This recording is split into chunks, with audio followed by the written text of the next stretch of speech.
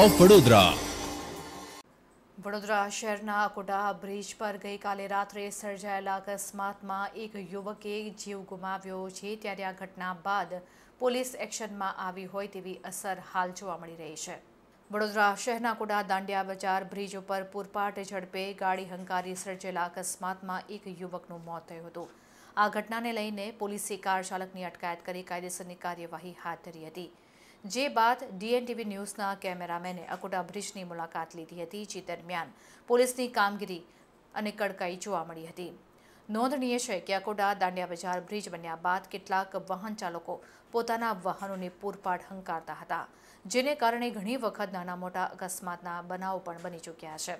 ત્યારે ગુરુવારે મોડી રાત્રે બનેલા અકસ્માતમાં એક યુવકનું મોત અને 3 વ્યક્તિને ઈજા પહોંચી હતી, જે બાદ પોલીસ એક્શનમાં આવી છે.